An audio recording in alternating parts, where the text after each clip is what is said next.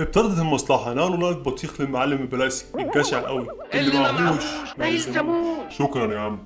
4 جنيه 4 جنيه. البطيخ بيكسب والفكرة دارت في دماغ مرزوق وفعلا هيتاجروا في البطيخ وفي الطريق بيقابلوا سماسرة الطريق اللي لازم تشخلل عشان تعدي بس مرزوق معهوش شخاليل معيش يا خليل وكمان جيبه مخروم. جابي مخروم. مرزوق هيدفع مثلا؟ لا يتخانقوا وهم معاهم البضاعة والعربية ومعاهم ست ومنتهى التكتيك الاستراتيجي العميق. تعال لحدهم لك.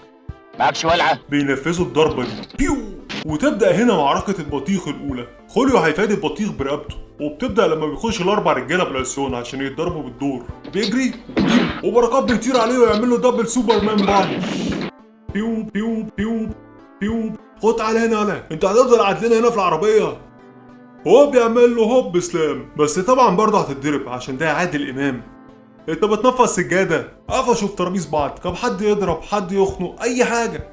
انت رايح فين؟ ايوه اديله بالجزمة المتحرش ده. مرزوق بيعدله على الزاوية عشان يقلبه.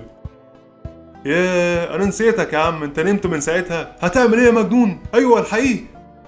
هوب هوب اجري اجري اجري يا بطة. ده هيضربهم تاني انزلي يا بطة الحقيقي يا بطة.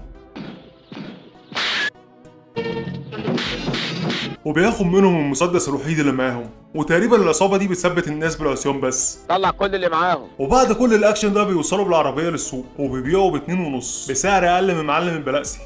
تعال يا بص. رجالة البلاسي بتحاول تمشيهم بس بيحصل شوية بيو بيو على خفيف. بيو بيو بيو بيو بيو بيو بيو بيو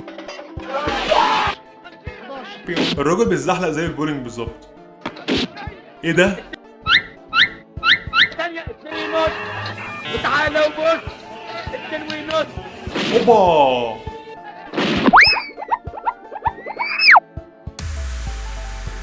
يلا انا انت وهو من هنا. واحنا واقفين في ملك ابوك يا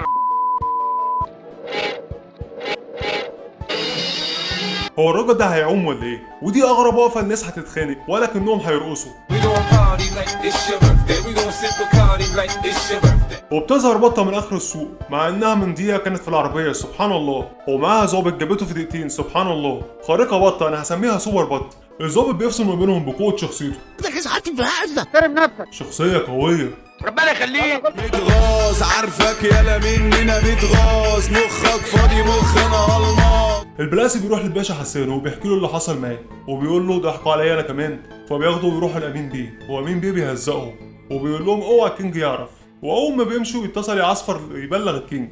وفي اليوم اللي بعده وهم في الطريق بيتعمل لهم كمين وهنا بتبدا مطارده البطيخ. واهم حاجه انهم يعدوا بالبطيخ سليم. سليم الا واحده سليم الا 2 3 4 5 6 7 الا كتير قوي يعني.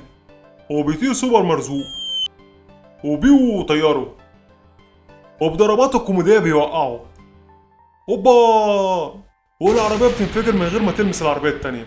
ومرزوق هنا خرمان لسجاره ما بعد الانتصار. وبيوصلوا السوق بيلاقوا رجاله البلاسي في انتظارهم. خوليو بتاخد الشجاعه وبيدخل يحضرهم اضربوني يا جدعان. بركات بينط وسطيهم ياخد نفس العلقه بالظبط. اما مرزوق بيشد نفسين من السيجاره بمنتهى البرود اصل السجاير غلت قوي حرام يرميها. وبيخش يهاجم ويضرب غطس على الفاضي وبيولع لهم في العربيه. وسبحان الله بيقدروا يضربوا الرجاله دي كلها بس بعد ايه؟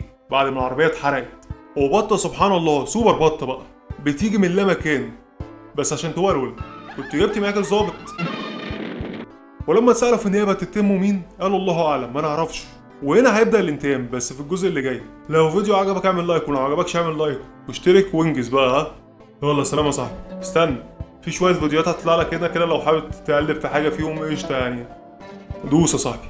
سلام بقى اخيرا يا صاحبي. سلام يا صاحبي.